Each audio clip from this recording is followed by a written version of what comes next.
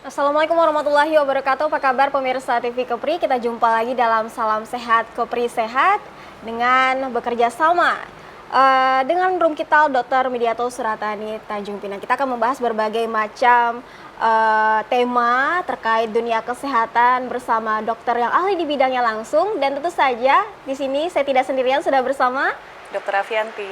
Nah, udah bersama Dokter Afi, dan tentu saja kita udah bareng juga dengan narasumber kita ya dokter. Kita bakal membahas apa dan bersama siapa nih Dokter Afi kali ini? Pada episode ini kita sudah ini kehadiran narasumber kita ya, yaitu Mayor Laut Kesehatan garis miring W Dr. Ostri Riyahta, spesialis obstetri dan ginekologi, Magister Biomed. Apa kabar dokter? Apa kabar dok? Baik, Mbak Nurul, baik Dokter Afi. Iya, senang sekali kita ketemu lagi. Kemarin sempat juga Salam Sehat Kepri Sehat yang udah cukup awal ya, kita bersama Dokter Ostri juga nih, Dokter Afi kala itu, dan kita ketemu lagi di episode terbaru kali ini. Nah, kita akan membahas tentang apa nih Dokter Afi? Pada episode ini kita akan membahas mengenai seputar kehamilan. Nah, pada saat masa kehamilan itu ada sesuatu yang sangat penting, hal yang sangat penting yang harus dilakukan ibu hamil ya. Nah, salah satunya adalah antenatal care. Nah, pada episode ini kita akan mengupas tuntas dengan narasumber kita, Dr. Ostri, mengenai antenatal care. Oke, baik. Nah, tentu saja untuk awal, sebelum kita masuk pembahasan lebih jauh lagi ya Dokter Afi, kita pengen tahu dulu ya pastinya, apa itu antenatal care? Nah, bisa langsung dijelasin aja nih dokter. Terima kasih Mbak Nurul atas waktunya dan pertanyaannya. Antenatal care dari kata-katanya, ante itu berarti sebelum, natal itu kelahiran, dan care itu adalah pemeriksaan atau perawatan. Jadi antenatal care adalah pemeriksaan yang dilakukan pada ibu sebelum hamil, selama masa kehamilan hingga masa persalinan, yang dilakukan sebelum persalinan.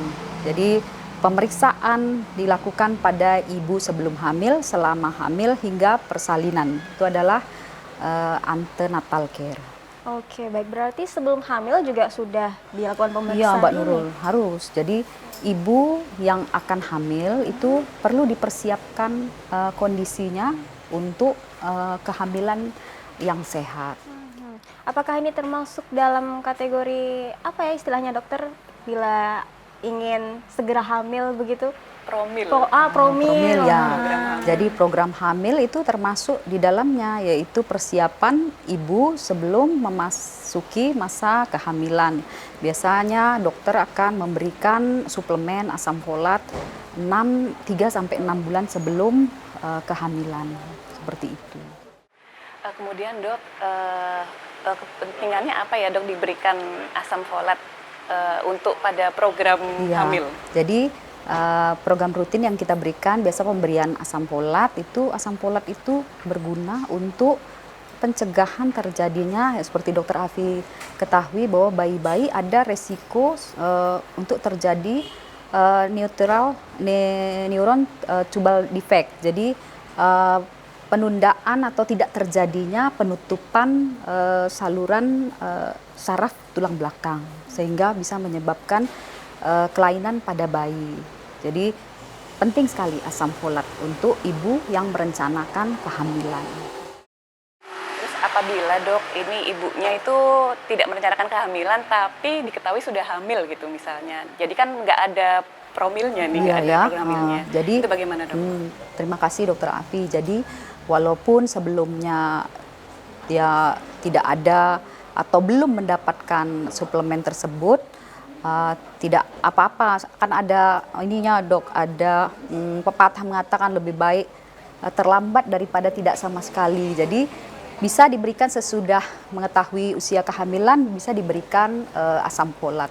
Berarti ini termasuk dalam tahapan atau bagian dari antenatal care sendiri ya dokter? Iya, itu merupakan bagian dari antenatal care. Jadi secara umum tadinya dipikir ini ketika sudah hamil baru diberikan antenatal care ini, ternyata sebelum hamil juga Sebelum ya dokter? hamil ternyata juga memang diperlukan ya untuk mencegah adanya kelainan pada tabung sarafnya ya dok ya. Baik, kemudian dok, kenapa penting dok dilakukan antenatal care dok? Jadi seperti yang kita ketahui. Jadi kalau misalnya seperti kita dok ya, kalau menanam itu tanamannya pasti harus bagus supaya membuahkan memberikan buah yang baik. Seperti itu juga ibu. Jadi kita harus mempersiapkan ibu dalam kondisi yang fit, kondisi yang sehat supaya bisa memberikan output atau bayi yang sehat seperti itu. Jadi itu penting dilakukan antenatal care itu. Ini biasanya antenatal care ini dok atas keinginankah atau memang harus nih setiap ibu, calon ibu atau ibu yang sedang mengandung untuk mengambil atau melakukannya? Oh, udah dari Mbak Nurul, dari Kemenkes itu sendiri sudah memberikan arahan atau memberikan aturan bahwa ibu yang hamil itu minimal melakukan antenatal care itu 6 kali dalam masa kehamilan. Dulu pernah 4 kali, tapi sekarang sudah 6 kali. Demikian ditingkatkan berarti antenatal care itu sangat penting dilakukan untuk ibu hamil, sehingga ditingkatkan seperti itu frekuensinya gitu. Jadi 6 kali dilakukan, yaitu yang pertama di trimester 1 kali, kemudian trimester 2 kali, trimester 3 kali, demikian. 2 diantaranya sebaiknya bertemu dengan dokter untuk memastikan kondisi kehamilan ibu dan bayi.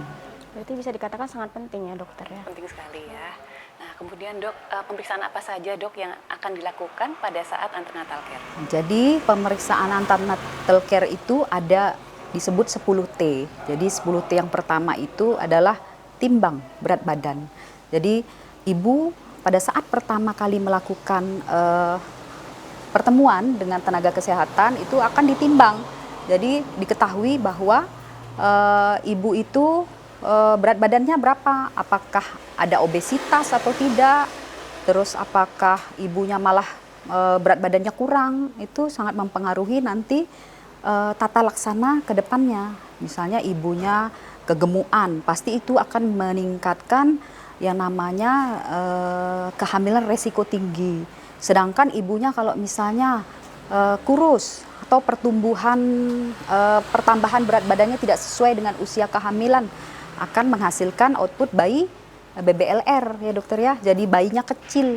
Nah, itu juga harus harus di follow up, harus diikuti. Jadi dari awal ibunya datang dengan berat badan sekian, diikuti pertambahan berat badan, jadi bisa diperbaiki. Jadi ibu itu datang misalnya, kok beratnya cuma segini, kok pertambahannya bulan berikutnya cuma sedikit, bisa diedukasi ibunya apa yang harus dimakan gitu. Oke, baik. Nah itu dia ya, baru satu ya berarti dokter dari 10T Iya. tadi ya, timbang berat badan. Nah kita akan lanjut lagi nih dokter Raffi, setelah jeda berikut pemirsa aja kemana-mana.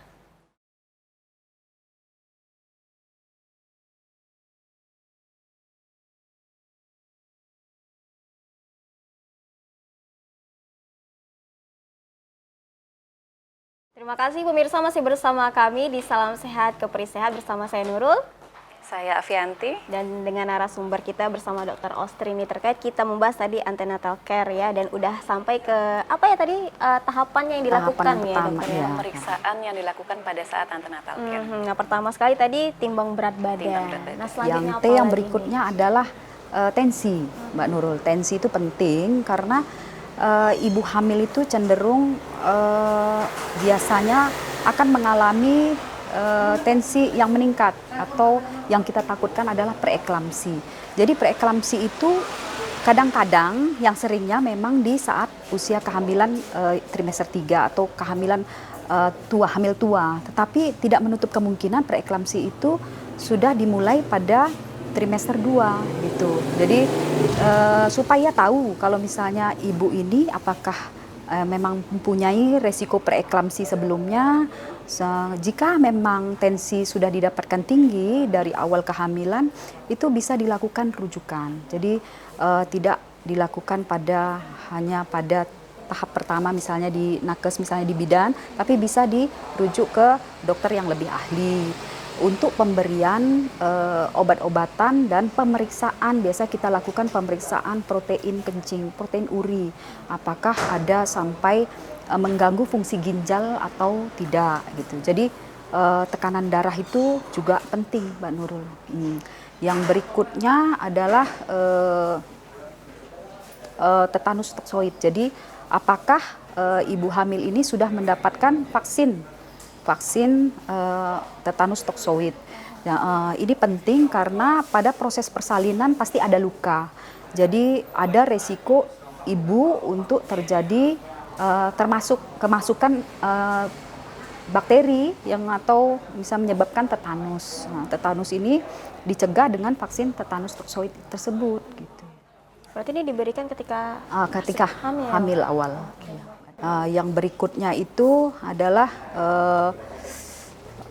yang T berikutnya adalah jika diketahui bahwa ibu sudah mempunyai penyakit-penyakit tersebut, misalnya adalah tata laksana. Jadi kalau misalnya diketahui ibu ini mempunyai penyakit-penyakit bawaan atau selama proses ANC ini mempunyai penyakit-penyakit yang dideteksi selama ANC, maka tata laksana harus dijelaskan kepada ibu yang sedang hamil ini. Bahwa misalnya dari hasil pemeriksaan darah HB-nya rendah, atau dari hasil pemeriksaan darah misalnya didapatkan hepatitis, didapatkan HIV, atau penyakit-penyakit yang lain, didiskusikan kepada ibu apa yang kira-kira akan dilakukan jika ibu mengalami penyakit-penyakit tersebut. Jadi sebab ada ya dokter ya, kalau misalnya ibunya ternyata mengalami hepatitis, itu nanti ada perawatan untuk bayinya sesudah lahiran ya dok ya. Jadi tidak dilepas begitu saja bayinya. Jadi ada vaksin untuk bayi yang ibunya terkena hepatitis seperti itu. Jadi ada persiapan untuk ibu yang mengalami penyakit dalam masa kehamilannya gitu. Inilah mengapa pentingnya antenatal care ini ya dokter Penting ya. sekali ya, seperti tadi dijelaskan dokter Ostri itu bayi yang lahir dari ibu dengan hepatitis B itu langsung mendapatkan vaksin aktif dan pasif pada saat lahir, dan kemudian kita juga mengikuti setelah selesai vaksin yang vaksin ulangan hepatitis B itu sebulan setelah selesai yang ketiga kita juga masih screening dok, ini untuk HBsAg-nya seperti itu.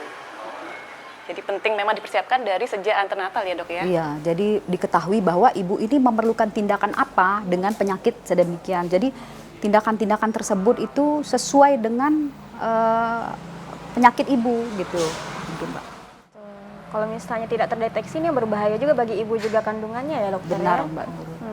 Baik. Berarti sampai di situ saja nih dokter, langkah-langkah yang dilakukan. Ya, di antaranya itu 10T itu yang paling penting. Oke, baik. Apabila dok selama antenatal care ini ternyata ketemu problemnya ya di antara 10T tadi itu. Nah itu tata laksananya bagaimana dok? Persiapan untuk ibu dan bayi. Jadi tergantung apa yang didapatkan dari ibu. Jadi seperti saya bilang, kalau misalnya tadi dari pemeriksaan tensi ternyata ibunya tensinya tinggi, dirujuk untuk mendapatkan terapi untuk pemeriksaan lebih lanjut. Kalau ibunya misalnya terdeteksi hepatitis, ibunya dicatatkan di puskesmas terdekat bahwa ibu ini dengan mempunyai hepatitis, sehingga vaksin untuk bayi sudah disiapkan sewaktu bayi nanti lahir gitu. Jadi dipersiapkan semuanya. Atau misalnya ibunya dengan bekas operasi sebelumnya, itu kan nggak mungkin untuk lahir di klinik atau di puskesmas, nggak mungkin, pasti dirujuk ke rumah sakit gitu. Jadi setiap kelainan pada ibu ada tata laksananya masing-masing dokter. Dok, untuk kasus yang tadi dok bekas seksio sesaria ya, itu kenapa harus dirujuk ke rumah sakit dok? Kira-kira apa yang dikhawatirkan misalnya dia lahir di puskesmas misalnya gitu dok? Ya, terima kasih dokter Afi. Jadi bekas luka operasi itu memang tidak selalu harus dioperasi untuk kelahiran selanjutnya, tetapi resiko untuk terjadi atau dilakukan operasi lagi itu ada. Jadi tetap walaupun kemungkinan untuk lahir biasa mungkin, tetap dirujuk ke rumah sakit karena pasien ini sudah mempunyai cacat bekas luka operasi di rahimnya yang resiko-resikonya yang mungkin terjadi, apakah sewaktu persalinan misalnya terbuka kembali luka operasinya, ataupun yang biasa dikenal dengan ruptur uteri iminen, dokter. Terus ataupun ya terjadi kemacetan, misalnya pasien tersebut belum pernah melahirkan secara spontan, harus baru operasi juga ternyata enggak lolos, nah terpaksa operasi lagi. Jadi kehamilan resiko tinggi yang harus dirujuk dan dilahirkan di rumah sakit. Ya, Dok, karena anggapan masyarakat ini kalau sudah seksio sebelumnya, yang kedua itu biasanya seksio lagi. Ternyata begitu penjelasannya ya, Dok ya, karena beresiko. Ya sih, keselamatan lebih penting ya dokter ya. Kalau dipikir anggapan masyarakat umum gak usah dipikirkan kali ya dokter ya. Terkadang kan banyak nih ibu-ibu yang pikir melahirkannya operasi nih, Kalau sudah seksio sekali kayaknya ibu nanti seksio lagi, jadi takut bener. gitu untuk seksio. Padahal seksio sendiri ini kan memang ada indikasinya ya, Dok ya. Ada indikasinya, dokter. Nah, oke, baik. Nah, tadi juga di awal pembahasannya di sesi pertama, Dokter Ostri ada sedikit nih tadi ya mengungkit tentang berapa kali pemeriksaannya ya dokter ya, mulai dari kapan sampai kapan. Nah, akan kita bahas lebih lengkap lagi nanti Dokter Raffi setelah jeda. Pemirsa jangan kemana-mana.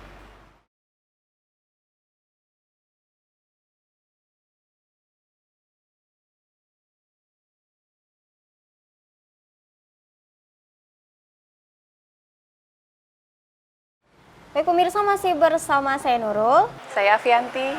di Salam Sehat Kepri Sehat, dan kita juga masih bersama Dokter Afi terkait pembahasan antenatal care ya, atau ANC. ANC ya singkatannya Iya, tadi ya.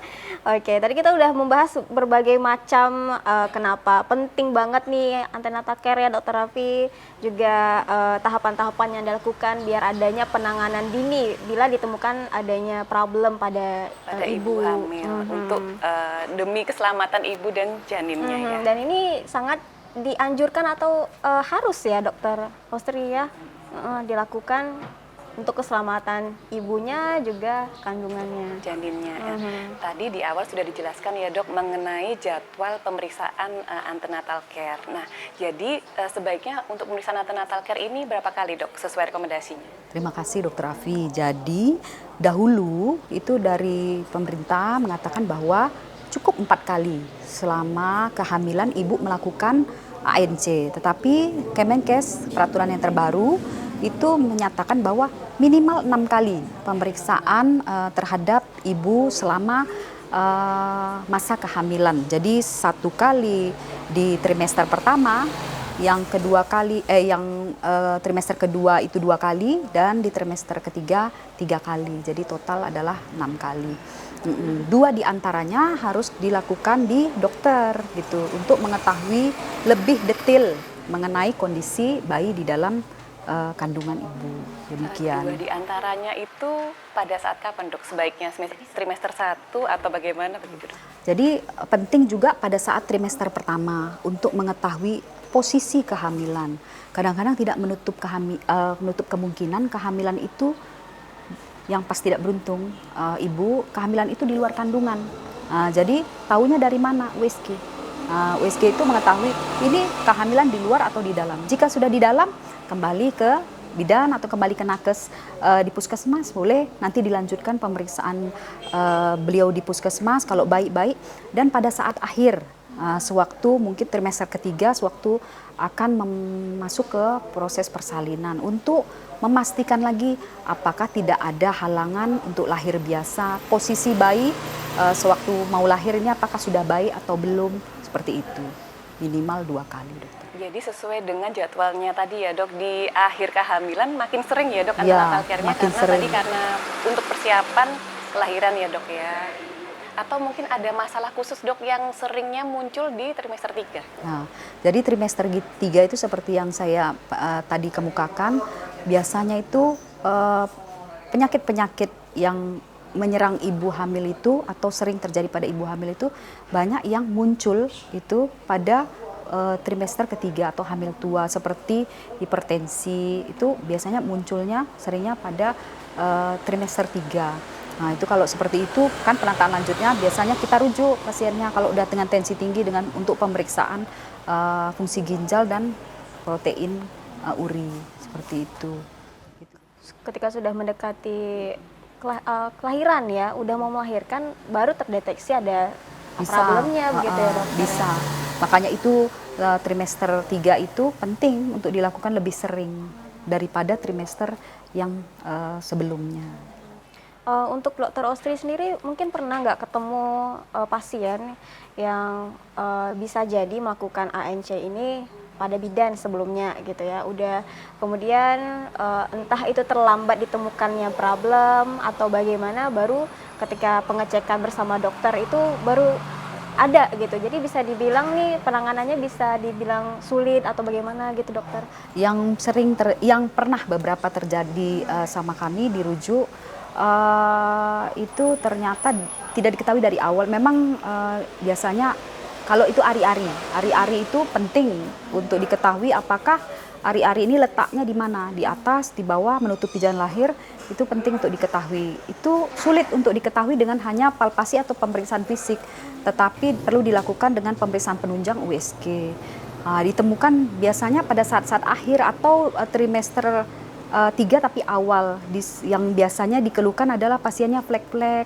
Jadi pasiennya flek-flek ternyata diperiksa di USG terdapat ari-arinya di bawah nutup jalan lahir Mbak Nurul, sehingga terjadi beberapa kali perdarahan. Itu baru diketahui karena adanya USG gitu. Jadi terakhir itu ditemukan. Dari awal yang tidak ada kelainan apa, dari awal tidak ada keluhan apa-apa, baru diketahui sesudah trimester ketiga. Berarti cukup banyak juga yang ditemukan ketika udah masuk trimester ketiga ini ya Iya, dokter ya? makanya lebih sering biasa frekuensinya dilakukan. Baik, ini kalau ditemukan seperti ari-ari mengganjal di jalan keluarnya itu dokter, ini bagaimana penanganannya? Jadi terima kasih Mbak Nurul. Jadi seperti ibarat pintu Mbak Nurul, kita kan keluar lewat pintu, tapi pintu itu ada yang menghalangi. Nah, kalau ada yang menghalangi berarti kita harus cari jalan lain gitu. Jalan lain bagaimana? Jalan lain ya berarti kalau dari kandungan ya berarti kita harus buka di jalan lain selain dari bawah, dari vagina, berarti kita terpaksa melakukan transabdominal, terpaksa melakukan operasi seksio.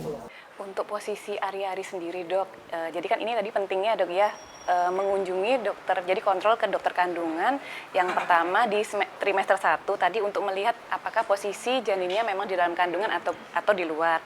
Dan yang kemudian dok saya mau tanyakan, untuk posisi ari-ari ini bisa dilihat pada saat trimester 1, pada saat tadi kontrol ke dokter kandungan atau belum bisa dok? Nah itu memang belum diketahui dokter Afi.